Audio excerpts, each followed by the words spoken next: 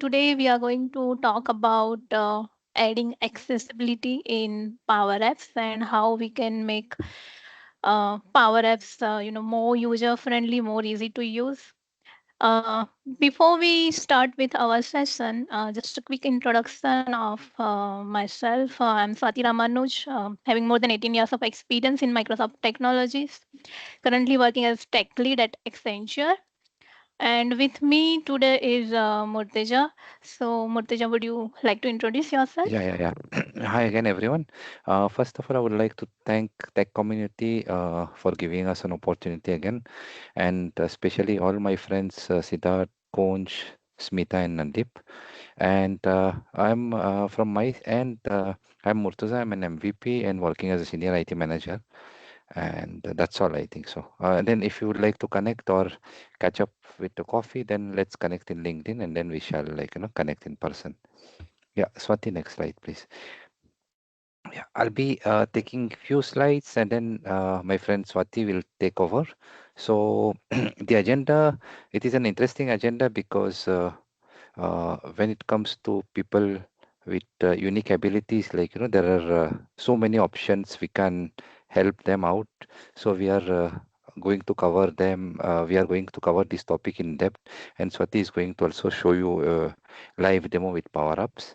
So introduction, importance, and why and how to create those apps using accessible options within Power Platform. Yeah. What is accessibility? Maybe someone in the audience can help me out. I know the answer is there, but maybe some real life example. If someone is willing, I'll give you a chocolate or a coffee in return if you get the right answer. Yeah.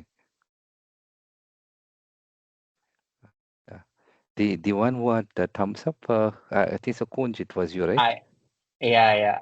Yeah. So I think so you'll get a If you coffee want then. me Yeah. to answer, I can help you. Yeah, Yes. yeah, yeah. Sure. So Go ahead. okay. Yeah. So accessibility is something. For example, if you consider different devices, different people with different disabilities. So Correct. not all applications are accessible, right? You want people or you want application to be accessible to each and every one of them. In maybe they are having some different disabilities, or maybe they are having some different devices. So yeah, that is the main accessibility. Correct. Very true. So be ready for a coffee, Kunj, and thanks. Yeah. So as Kunj defined, creating a better world experience for everyone, and especially for people with unique abilities. And then, when we because we all are developer technological tech people, and we should be able to empower everyone while implementing these accessibility options. Next, Swati. Yeah, some few example which we see on day by day. For example, ramps and elevators. Nowadays, even in India, all new buildings are taking in consideration accessibility option, wherein they provide ramps. Even at the airport now, it's very common to for people with disability, that they can easily access any like a normal person. Automatic doors, accessible restroom, or maybe accessible public transportation. For example, even in Pune nowadays, I believe the metro is built while taking consideration the accessibility, wherein people, for example, if people who is in wheelchair, then he or she still can take the metro without any issue. In digital technology, maybe guys, in case we have just mentioned few of them, but feel free to add on. For example, word prediction, text to speech or speech to text, or sticky key. Sticky key is the one of the interesting one. Maybe Swati, one request. Maybe you can give it a try in your because it is your machine. So just give it a try. You need to. I think so, Yeah. guys. Just for info, you need to press Yeah. Shift 5. So, sticky keys is basically it allows one-handed typing. And so when you press your right shift key 5 times, it will enable one-handed typing. So instead of, say, for example, for print, we are using key combination as Control plus P. So instead of Control plus P, you will first press control and then P. Similarly, to lock the system, first Windows and then L. So yeah, this feature is, in general scenario, you might not find it very useful, but if your one arm is injured or broken, or if it's occupied, like, then, in that scenario, you might find this feature very much useful. And yeah, Murtaza, you were Yeah, asking something? yeah. So, So, guys, maybe one more gift for you, chocolate one when we are going to meet. So, in WhatsApp, there is a very useful feature. I think so. Everyone, 150% people are using it. If someone gets it right, then we are going to meet next week for sure. So, just for the participant, Kunj, you are prohibited now. Yeah. Anyone? Any guess? In WhatsApp, I think so. Everyone is using WhatsApp, I believe. So it's a very useful feature. No one? Okay.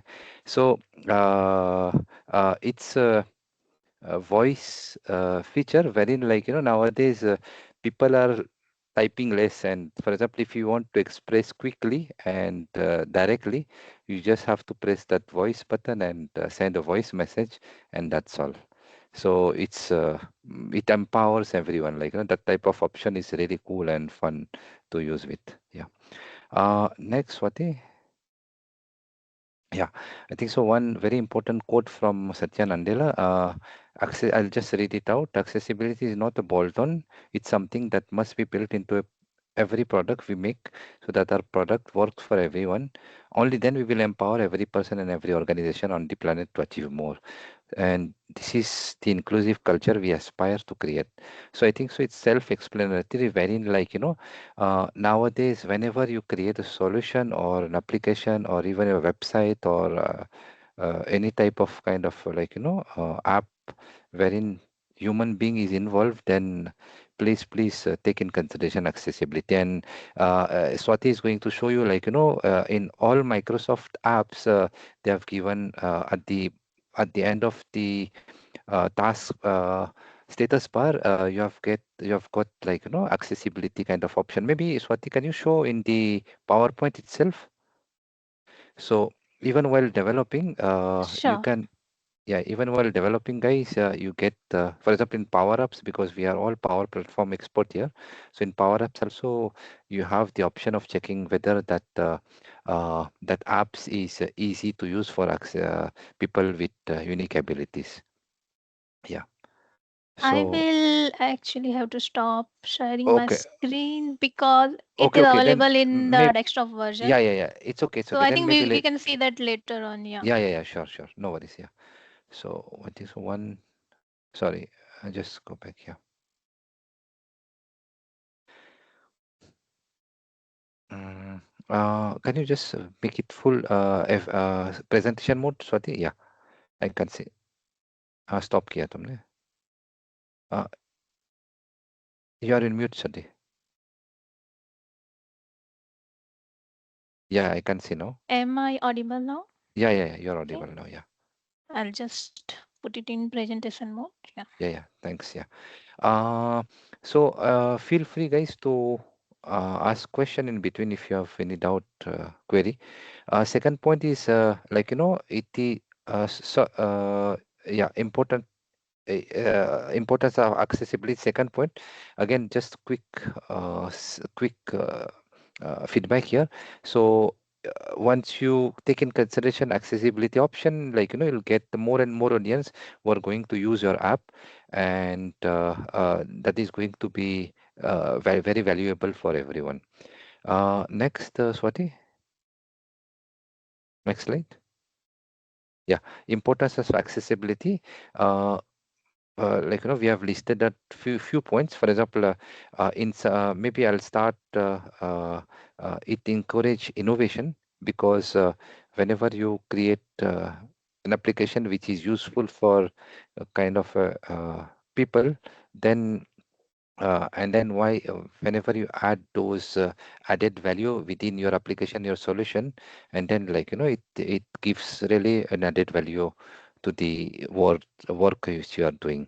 Promote inclusion again, similarly helps individual regardless of their abilities to access and interact with digital content. Usability, improve overall user experience, making digital product easier to use for everyone.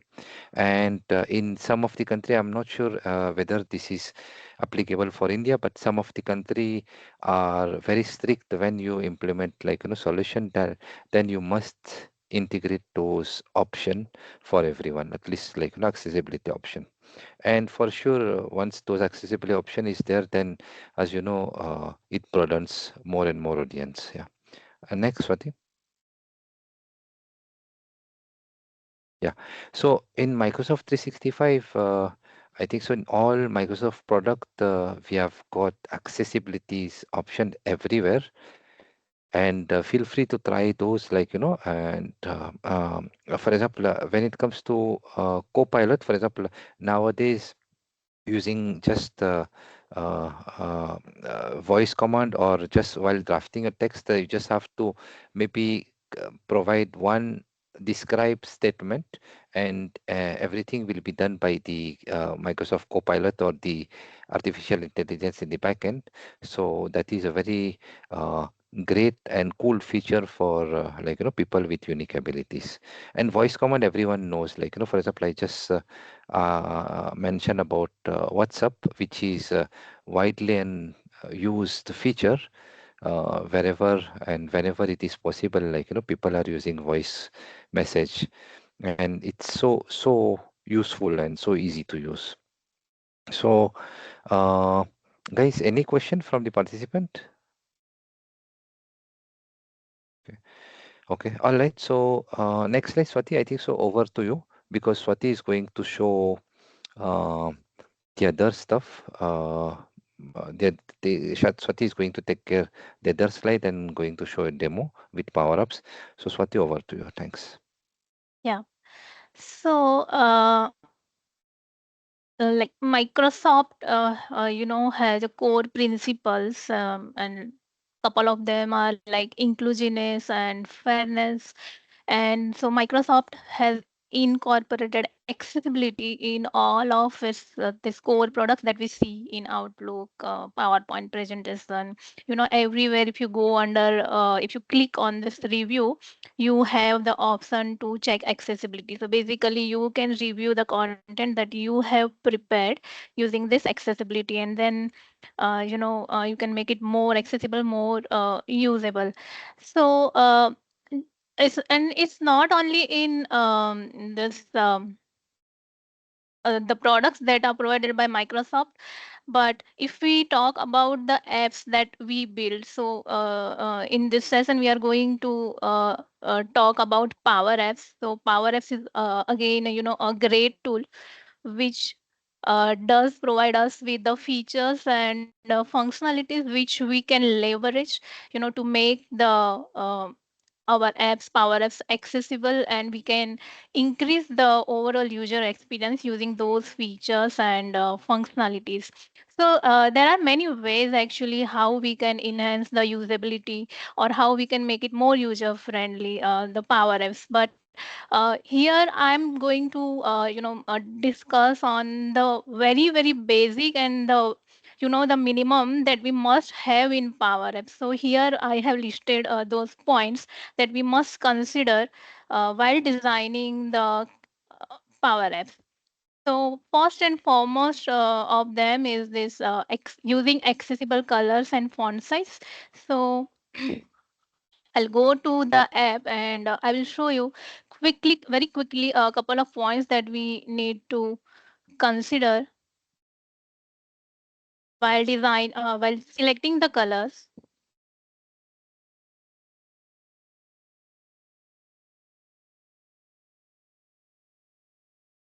It's still loading. Just I think I'll just give a few seconds so that it's loaded. So there are standards defined by web content accessibility guidelines, which we need to consider while we are selecting the colors and fonts for our app.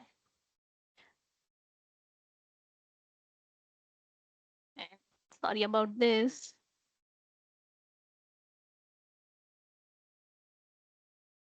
Fizin, meanwhile, if you have some question, feel free to ask. Yeah. Yep, so I think the app is loaded and I'll go to the screen. So this is a very simple form actually. So like you can see that I just have few controls on the screen, and then it allows submission for a new entry. So if we go with the themes that we have already available in Power Apps, these themes are by default accessible and you don't need to worry about the colors that the theme is using. But in most of the scenarios, we need to have the UI changes as per our branding requirement. We all need to customize it. So in that case, you need to make sure that whatever the colors that you are using are accessible. Okay, and there are a few points. So there are also external tools available which you can use to make sure that uh, these colors are accessible, and you also need to take care of this minimum contrast. So you need to take care of this minimum contrast, that is there's a fixed ratio which you need to follow for that as per the web content accessibility guidelines. So minimum contrast for text and non-text. So if we see in power apps, so all interactive controls must have adequate color contrast between color and fill. So basically whatever the color that you have uh, in your control. So the font color and background color. So there should be a sufficient color contrast between the colors that you are selecting. Similarly, if you have borders in your control, then you also need to make sure that the border color and the background color is also following that minimum contrast ratio.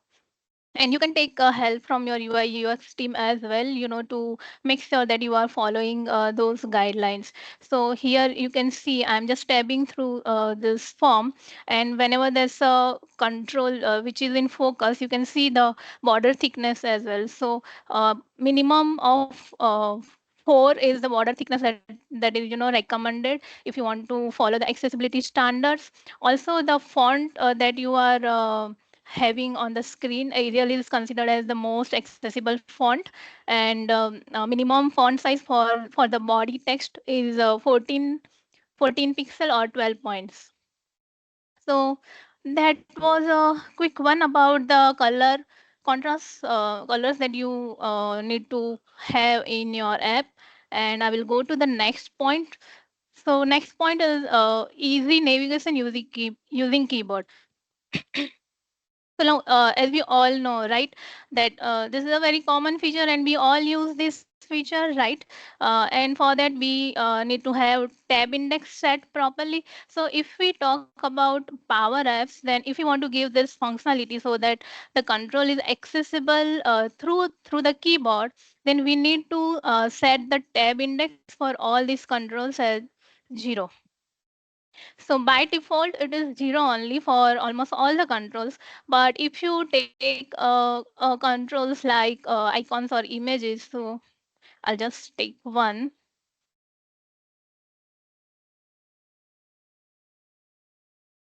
And here you can see the tab index is -1. So if you want that this icon is accessible through the keyboard, then you need to change it to 0, and then you can easily navigate through that using keyboard. I'll just delete this icon. Okay, anyways. Um, yeah, and one point I will tell you just from my experience. Like, I mean, this is the issue that we got from accessibility team last time, that whenever you are having a drop down, you need to make sure that it is expandable using keyboard. So if you have a blank as a default value, then you'll not be able to expand it through the keyboard. So just make sure that you have some default text. If you don't want to use the data source value as a default, then you might have some values like select status or something like that. And But we need to make sure that the drop downs or combo box, they have some default values set in order to make it available through keyboard. And the third and is the very important one is screen reader. So Power Apps does provide us with the properties, and those are called accessible properties. So what are these accessible properties? So uh, uh, there are some people with disabilities. They use screen reader to access the technology or web content. Uh, so in order to work for this technology, so like these are called assistive technology, so it's not necessarily only the screen reader, but it can also be like other examples are like Microsoft's narrator or voiceover. These are some examples of the assistive technologies that are used by people with disabilities, and in order for these devices to work well with our apps, we need to consider the accessible properties for that. So, and before we, go deep in these properties, I would first like to play a video of the screen reader, that how it works. So I'll just stop sharing my screen for a moment, and I will share my that video.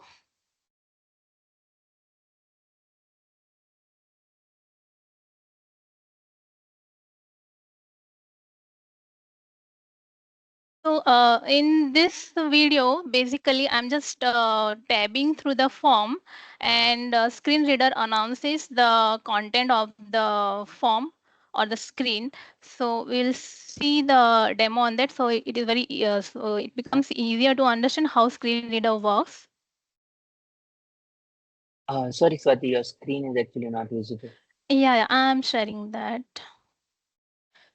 So because I will also have to include sound for this video so that you can hear.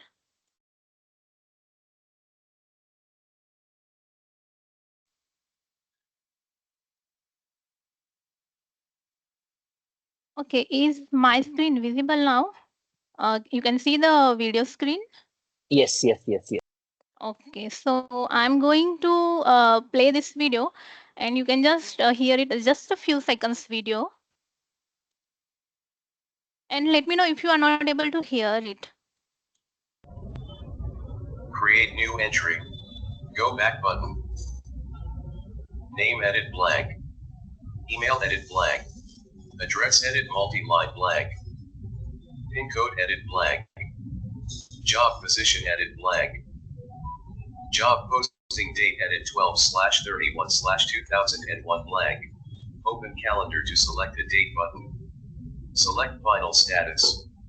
Shortlisted menu button collapse opens list select final status. Submit button.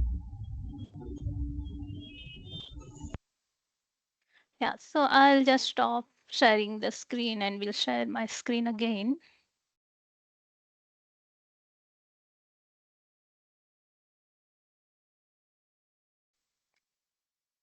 So I hope like you understood how it was, screen reader was announcing the screen. So how it was actually working, like on what basis it was announcing the, the control description. So for that, the very important property that PowerF does like provide us with is accessible label. So I'll show you in my screen.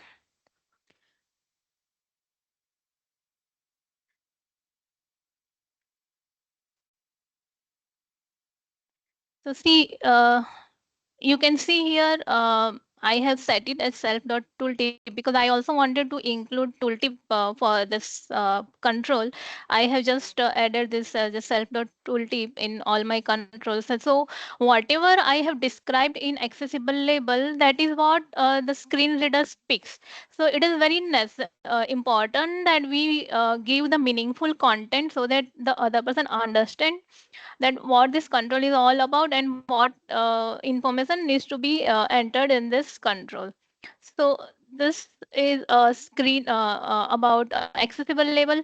So an empty value for the image icon or shape controls will hide the controls from the screen reader user. So if you don't provide anything in this accessible label property, then screen reader will not read that. So it's necessary that we have some content included in this accessible label. The next is accept focus or tab index. So we just discuss on that the all the controls should be easily navigated through the keyboard, because it's very important for the keyboard um, only users. And if you don't have that tab index property set, then it will not participate in the keyboard navigation. And this accept focus is for the modern controls, but if you are using the classic controls, then the property for that is tab index. Now along with that, it is also very important that because screen reader describes your screen or form from top to bottom and the left to right. So whenever your app is loading or screen is loading, screen reader will first read the screen title. Okay, so here you can see my screen title is new entry screen, so it will announce new entry screen. But if you don't have if you just keep the default screen name that comes with it, then it will announce like screen 1 or screen 2, which doesn't convey any meaning, and the person might not understand what the screen is all about. So that's why it's very important that we give meaningful namings to the screen. So like in general scenario, we generally don't care about what naming we are giving to the screens, because sometimes we might not follow the coding standards or the best practices, because the screen names are actually not visible to the end users. But when working with screen readers, the screen titles are very important. Second thing is, if you have multiple sections in your screen. So say for example, you have one section in left side and one section in the right side. Okay, so the screen reader will announce and say for example, in one section you have multiple controls. So okay, so in section 1 you have some few controls, in section 2 you have some few controls. So screen reader, how it will announce is like, it will first announce the first control from the first section, and then it will announce the first control from the second section, because it's going from left to right. And then it doesn't become understandable. So it doesn't make any sense actually for the user. So that's why whenever we have multiple sections in the screen, we should use containers. So when we have containers, we are grouping those controls through the containers, and then it will first announce all the controls of the first section or the first container, and then it will announce all the controls of the second section or the second container. So that is why it's very important that we use containers, and containers also gives the responsiveness to your app. So we must use containers whenever we are grouping the controls. Okay, I'll just go in presentation mode. Okay, so we discussed this accessible label and tab index. Now next is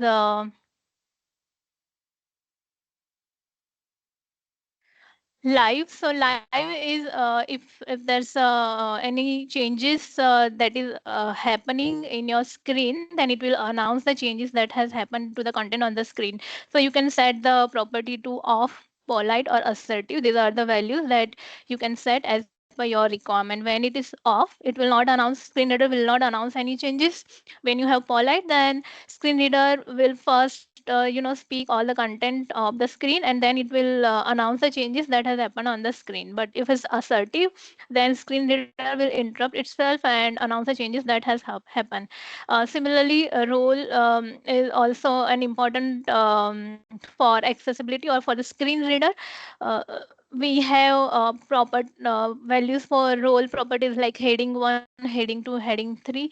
Default is default for normal text, but if you want to describe some headings or subheadings, then you can give the proper property values like heading 1 or heading 2. So heading 1 is for the main heading, heading 2 is for the subheading. So these properties you can set so that it works well with screen reader or any assistive technologies, that are used by the people with disabilities.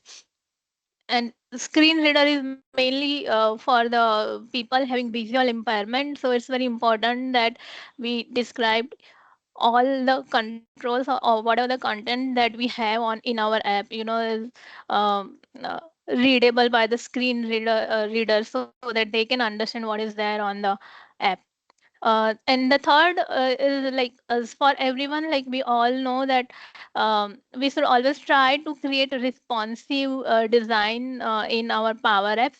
And believe me, it's very easy nowadays to create responsive power apps.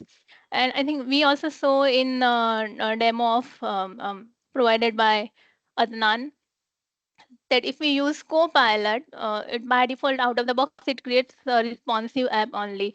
And if we don't want to use that app directly, we can take reference from that app, that what has been used to make it responsive, and it's very easy to identify. And we can leverage that functionality in the app that we have started creating, and then it becomes very easy to create a responsive app. So creating responsive apps is actually, that there can be a entire session on that, so I'm not going to talk on that. But just very quickly, a couple of points, that are very important for creating responsive apps. I'll just quickly show you that. So this is my app, a very simple form, and you can see like I just have the app or screen title, some description, and then the two tiles that are there on the screen. And I'll just show you how it looks in mobile or tablet. So it looks like this in mobile, and it looks like this in tablet. So if you notice, when I'm using mobile, then you are not you see that there's no description available, right?